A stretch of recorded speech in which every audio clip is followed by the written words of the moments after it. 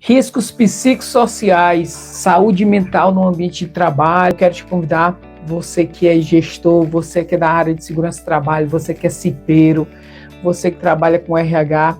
Nós estamos agora com os riscos psicossociais, saúde mental no ambiente de trabalho. Para você que não me conhece, eu sou o terapeuta Michel Sampaio e nesse canal eu falo sobre saúde mental, saúde emocional, e nós estamos vivendo hoje no mundo inteiro uma epidemia, né, quando se fala de saúde mental.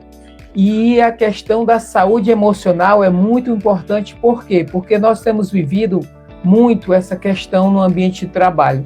Quantas pessoas estão adoecendo no ambiente de trabalho? A NR1 foi atualizada agora no dia 26 de maio e ela trata muito sobre essa questão dos riscos psicossociais também, né?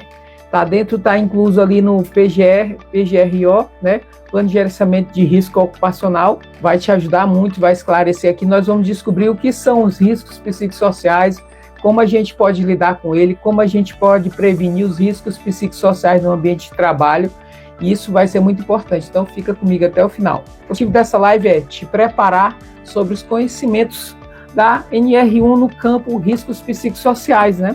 E hoje nós vamos falar de um assunto muito comentado, que é a saúde mental no ambiente de trabalho. Quantas pessoas talvez estejam trabalhando do seu lado, que estão sorrindo por fora, mas destruídos e destruídas emocionalmente por dentro? Mas, de fato, o que são os riscos psicossociais, né? São os fatores que afetam a saúde emocional e mental dos colaboradores. Fatores que podem causar adoecimento mental e emocional, psicológicos, mas também físicos, né? A pessoa que está mentalmente, emocionalmente abalada, ela muitas vezes sente no físico alguns sintomas, dores musculares, tensões musculares, sabe? Vai sentir também nas suas emoções as apatias, os vazios, as angústias, sabe? A baixa autoestima. Então, os riscos psicossociais, né, que lidam com a questão da saúde mental, vai atingir pessoas em várias áreas, não somente na mente. Bom, mas o que seriam esses riscos propriamente dito, onde eles estão ligados? Primeiramente, eles podem acontecer por pressões excessivas.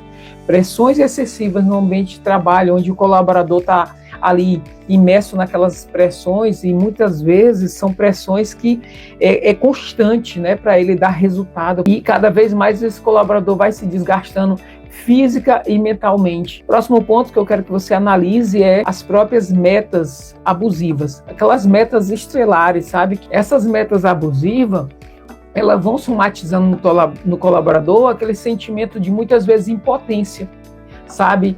De ele se sentir que é incapaz de atingir essas metas, e às vezes as metas são estelares, né, para se atingir aquelas metas. Então muitos colaboradores vão sofrendo um desgaste mental, aquela pressão inicial, depois já vem as metas para atingir essas metas que são extremamente abusivas. Próximo ponto, os assédios morais. Os assédios morais, eles são bem comuns, né, são bem comuns. Muitas vezes o colaborador sofre aquele assédio, ele já passa pela pressão, aí depois já vem um assédio moral, às vezes assédio moral que denigre a imagem do colaborador. O colaborador é tratado e muitas vezes é falado como se ele fosse uma pessoa incapaz, quando não usam umas palavras que eu nem quero usar aqui, que denigre a imagem daquele colaborador. Os assédios que muitas vezes é feito, o colaborador, quando erra, por exemplo, ele é cobrado na frente de todo mundo, é humilhado, e quando acerta, olhe lá se tiver um tapinha nas costas.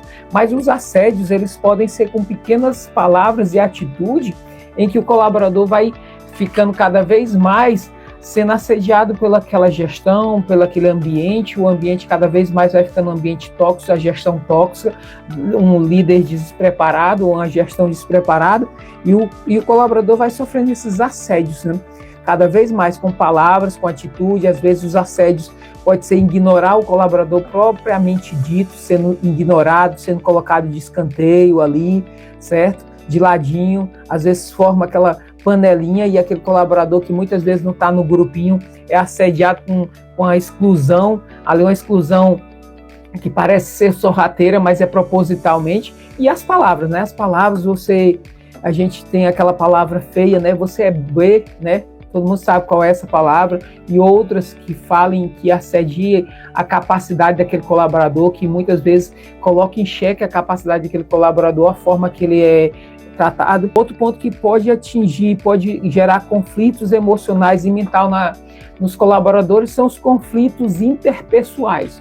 Ambientes geram conflitos interpessoais que muitas vezes os colaboradores estão ali, é um ambiente tóxico, é um ambiente que muitas vezes as pessoas não há preservação de respeito, não há uma imparcialidade, né?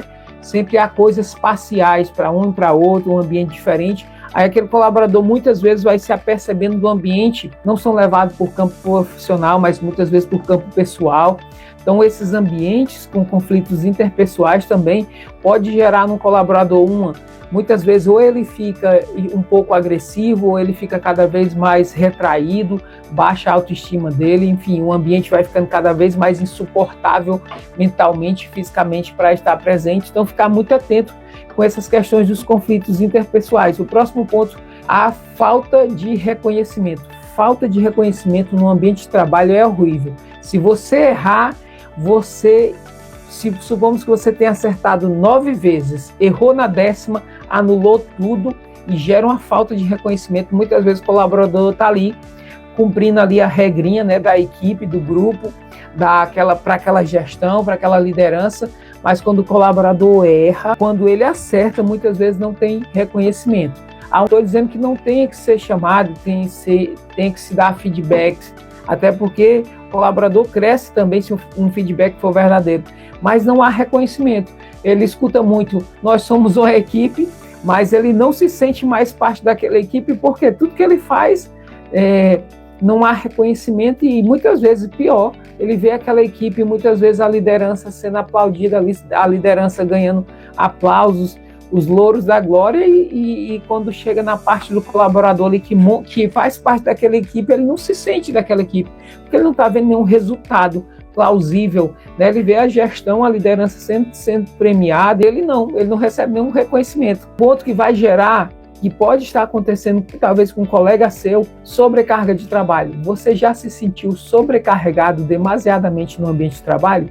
Ou você já ouviu de outros colaboradores, colegas seus, que estão se sentindo sobrecarregados? Hoje em dia é muito comum você ver pessoas dizendo que está com a estafa física e mental, porque há uma sobrecarga gigantesca e aí aquele colaborador vai ficando cada vez mais sobrecarregado. Sabe? É tipo assim, a gestão, a liderança vai percebendo que ele consegue carregar 1 quilo, aí dá mais 1, aí já são 2, daqui a pouco já querem dar 3 quilos. Estou dando esse exemplo só para dizer que o que é uma sobrecarga?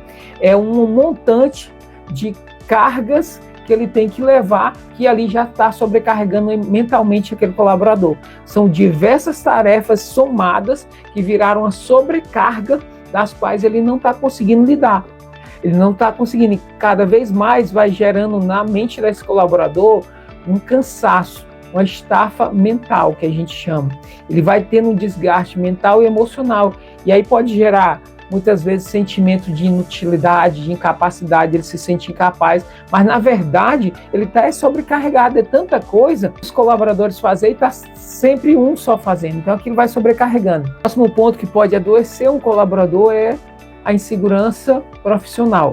O colaborador está trabalhando num ambiente onde, muitas vezes, além do assédio moral, há aquela insegurança de, se ninguém atingir a meta, vai rolar cabeças, né, como diz no popularmente, vai sair gente, vai ser gente demitida, então o colaborador fica ali, meio que nas entrelinhas, ameaçado de perder o emprego, certo?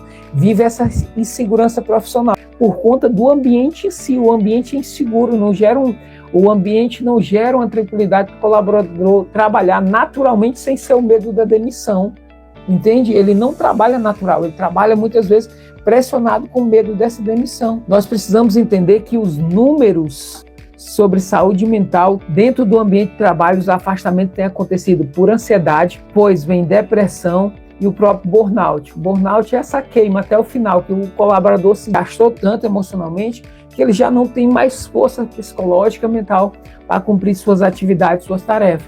Então, os afastamentos estão normalmente ligados por esses 3 fatores: ansiedade crônica, ou a ansiedade simples, que depois se torna crônica, ou a própria depressão e o próprio burnout. O burnout, ele vai ser uma somatória de vários fatores ali no ambiente de trabalho, que aquele colaborador vai se ver cada vez mais desgastado emocionalmente. Os afastamentos em 2024, para vocês terem ideia, segundo a Previdência, foram cerca de 472 mil casos. É muita gente afastada emocionalmente do ambiente ou por doença ligada ao ambiente de trabalho. A própria OMS, a Organização Mundial da Saúde, já reconhece isso como uma epidemia silenciosa no mundo inteiro. Há um desgaste em que aquela mão de obra já não vai existir, ou muitas vezes vai sobrecarregar os que ficam, porque aquela mão de obra foi afastada para tratar dessa saúde mental, e os prejuízos ligados à saúde, né, ligados para tratar dessas pessoas, e o afastamento,